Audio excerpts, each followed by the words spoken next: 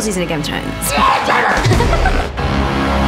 Please clear the set. You can actually use a whole episode just in anticipation. She's a sassy lady. Brianna Tusk!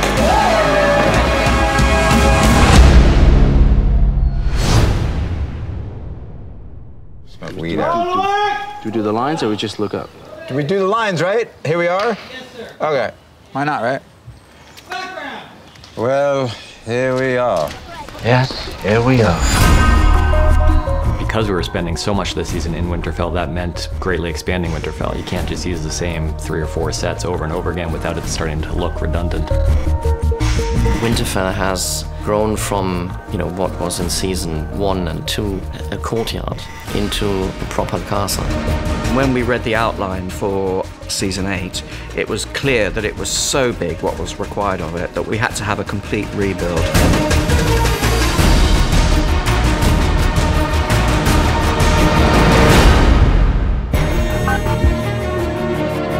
What was added for this season was the North Gate and the battlements and the North Courtyard because of the attack was going to come from the north. Right, we are in the new courtyard in Winterfell. The old courtyard ended where this wall was, so it was relatively small. We needed an expansion of the whole castle because we have refugees, we have an additional army that needed feeding. We took the old Winterfell model. I literally took a scalpel and pulled that wall out in foam core, and then it opened up the whole space. And seeing all of the different activities that took place in these castles is really important. Almost the back of house activities in the castle was like, well, how were these people fed? Where did the beer come from? Just come through the North Gate in this area where we have got our soup kitchen. And we made spoons and ladles and bowls and things that you kind of take for granted but actually require quite a lot of work. And we have a brewery. We have barrels that are practical and people can be drinking.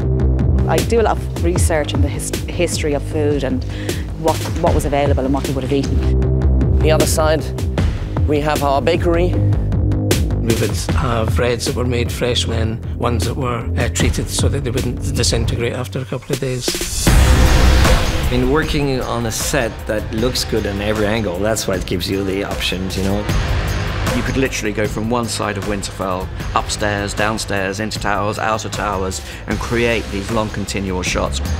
It was very, very exciting. I mean, there's so many layers, levels, which opens up a lot of chances of moving the camera through those after our characters. So what Deb did and her team was to create these incredibly realistic environments. If the actors are in an environment that seems real to them, it's much easier to get a good performance. Go inside and you're completely transported. You have to remind yourself by knocking on the walls, and then you can hear that it's fake.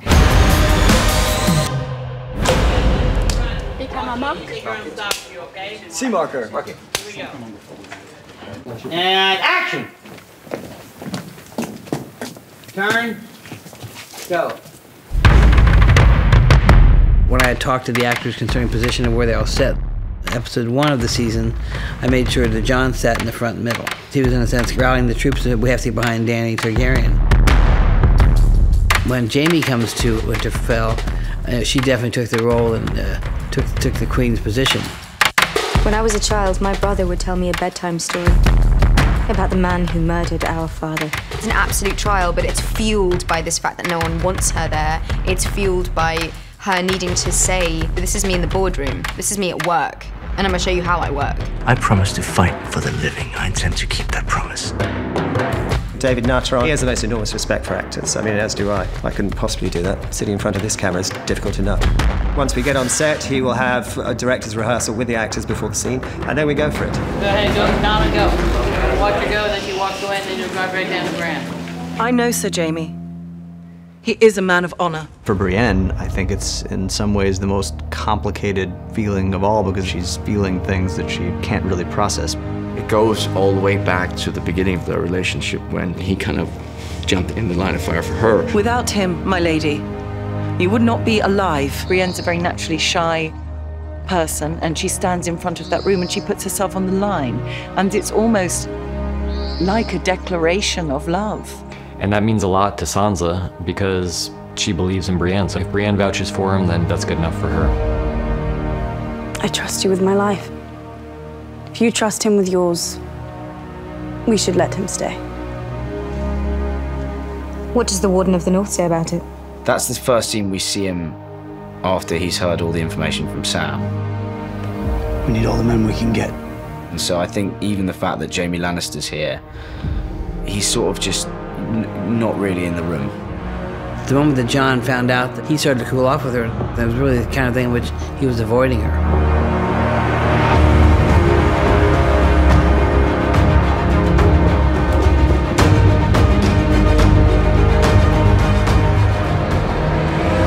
Print.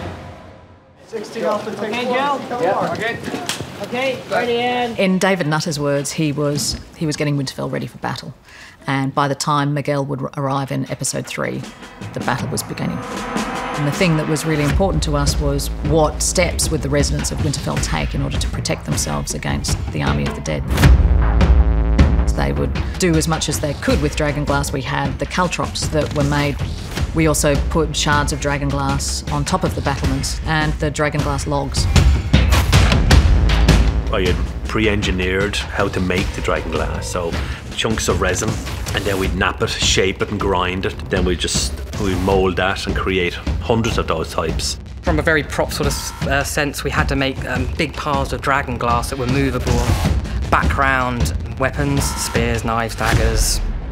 Then using the forge work, how to make a sword, how to make an axe, how to make a spear. So incorporating all of those assets with Gendry. The whole thing's fully working. You know, the furnaces work, and the forges are all, you know, fully operational. And so, as an actor who's trying to look like he knows what he's doing, that's a challenge in Hark. Gendry's, in a sense, he's leading the guys with the forge because he understands all about dragonglass and understands how to turn those into weapons. Had to be molten dragonglass poured by an actor into a mould. And so obviously we had to play around with a material that was completely safe, completely cool, but also appear to be molten glass. Here we are, ready? Yeah. Arya goes to the forge, and then the sense of, oh, Gendry's here, and he's looking good. Gendry got a chance to kind of understand who the new Arya was as well, so there was a wonderful kind of a flirtation that went on there that was kind of interesting. It's going to be safer down in the crypt, you know. Thank you. You're going to be down in the crypt? Here we go. She basically proves him in a display of her prowess. She takes about 4 or 5 of these Dragonstone's knives and kind of throws them against a post and kind of, you know, hits these posts 5 times in a row, and he's like, holy shit, she's got some abilities. I enjoy new experiences. I look forward to seeing this one.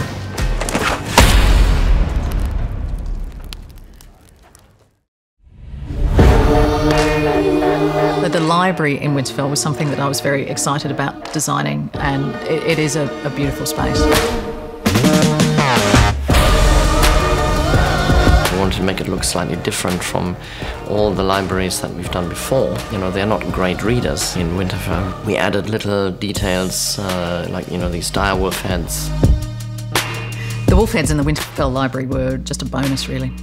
We built these beautiful hammer beams, and it was Halka's idea to put the wolf heads on the end of those hammer beams. So Darren, our sculptor, sculpted those little wolf heads. We took the sigil and just tried to develop it into a 3D world. And then we made a small model in clay to look like a carved wood, because it was going to go at the end of a piece of timber. If the audience picks up on them, that's fantastic. If they don't, then they enrich the set in another way. Ready? Yeah, sure. Lady Sansa, I was hoping we could have a word. Alone. Sorry, do that again. Hoping we could have a word. It was actually quite bizarre because I only see Emilia on screen, and it's like kind of a fan moment. I mean, I know her in real life, but as Daenerys, I only see her on screen. But it was really, really fun to work with her. I thought you and I were on the verge of agreement before. It was a lioness versus lioness. Verbally, you've got this sparring match happening. He never should have trusted Cersei. You never should have either. Like, oh, that slap hurt. I'ma take it.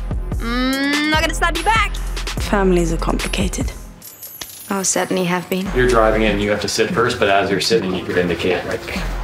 Yeah. She comes to Sansa, yeah, with a bit of an olive branch, trying to find a way inside that kind of cool exterior that Sansa presents. I'm here because I love your brother. But she's just forgetting the critical matter, which is Sansa thinks of the North in every way that Dany thinks of Westeros. The North is hers, it's the Starks, it's theirs. It was taken from us and we took it back. We said we'd never bow to anyone else again. What about the North? And cut. Just fancy your brother loads. He's really fun. Really sexy. And we are cutting. You remember it right.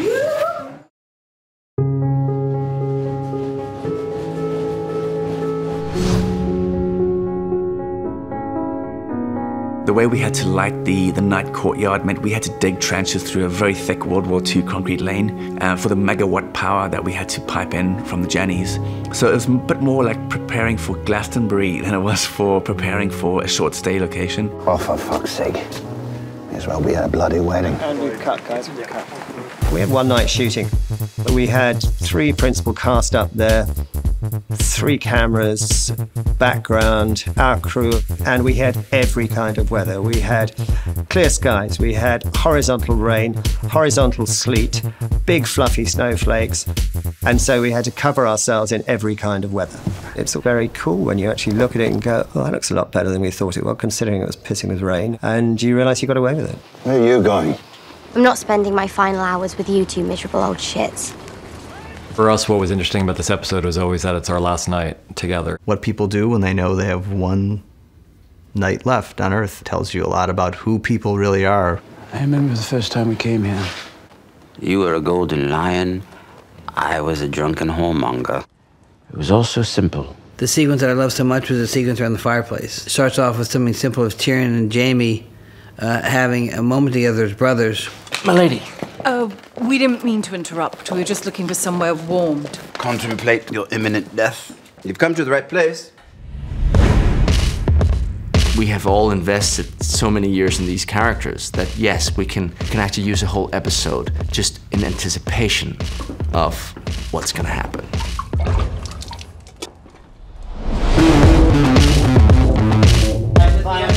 And there was a good gang in the room. We've got Peter and Daniel, myself, Brian, and that wonderful atmosphere that the guys have created.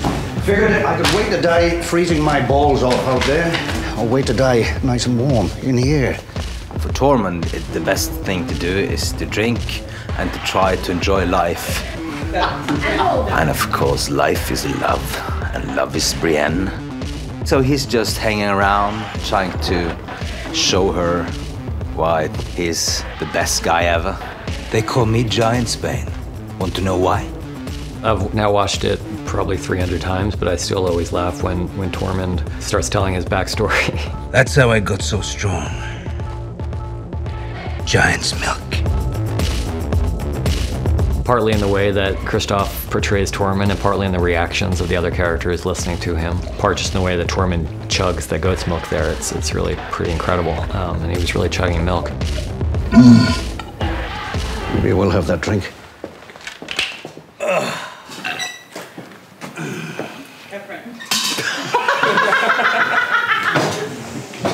But it does not impress Brienne, I think. But, you know, he does his best. You're not a knight, Tormund. You're not the knight? Yeah, we'll put it up there. Okay. Put fuck tradition a little closer together, tighter. Yeah. And action. You're not the knight? Women can't be knights. Why not? Tradition. Fuck tradition. There's a scene that Brian Cogman wrote in which Jaime decides to knight Brienne that we always just loved. We loved enough that we made it the title of the episode. I don't care about that, and I will continue to live my life in the best way possible. And you will probably never acknowledge it, but that's not what my life is about. I'm no king, but if I were, I'd knight you 10 times over. He may not have been meaning, I'll make you a knight 10 times over, but it was wonderful how he kind of said the line. You don't need a king. He goes, well, hang on a second, I can do this. Any knight can make another knight. There are no rules against it, it's just weird tradition. I'll prove it. It's a kind of validation, a general kind of validation she's wanted her whole life. Neil. One of my favorite little moments there is the look that Pod gives her when she tries to pretend to everybody like she doesn't want to be a knight, when Pod knows that that's what she wants more than any single other thing in the world. Do you want to be a knight or not, Neil? And even though she denies it, you know, Brienne has been more knightly than any of the knights I think we've seen. And the fact that she hadn't been just because of her gender is totally unfair. As humans, like to feel accepted. And the idea of those sorts of stereotypes being pulled apart is incredibly important. In the name of the warrior, I charge you to be brave. When we were on his coverage, he kind of zoned out for a moment. And what I mean by that is he was so into the character, he wasn't self-editing or he wasn't aware of what he did, and he goes, I hope that was good because I don't know what happened. Then is when I know an actor's got it.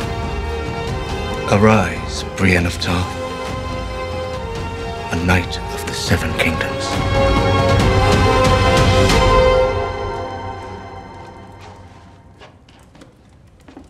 Living your life exclusively for the well-being of others in service of an idea greater than yourself. I am delighted that Brienne is recognized for that.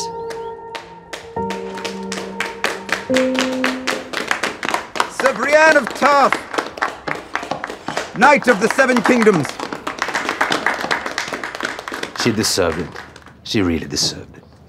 A bit problem that it came from Jamie, though. But we'll see. How about a song? One of you must know one. I thought, could someone sing? Would Tormund sing? And then Dave Hill mentioned to me that Daniel Portman has a great voice. We haven't had an original in a while, so this felt like the place for it, and Daniel felt like the singer. Yeah, I was just I was drinking a lot of herbal teas and honey and things like that to make sure, because it's very high. I don't usually sing it as high as that. The person we hadn't seen for a few beats was Pod, so on Tyrion's close-up, profile close-up, Pod enters frame as the camera kind of finds him, and he starts to sing. Mark it. High in the halls of the kings who are gone, Jenny would dance with her ghost. What's cool is I wanted to shoot it, as a continuous shot. It was great because he kept in tune and rhythm for a long time. The ones she had lost and the ones she had found. What I really wanted that episode to be was a love letter to the characters, because I love them so much. Most of the scenes of that episode, it's really these characters in a room sharing their humanity. The ones who'd been gone for so very long, she couldn't remember their names. I pledge to fight for the North, and I will fight. Spun her around on the damp old stones, spun away. Your father told me how to do what's right. This is right. And she never wanted to leave. Never wanted to leave. Never wanted to leave. Never wanted to leave. Never My name. wanted to leave. My real name Never wanted to leave. is Aegon Targaryen.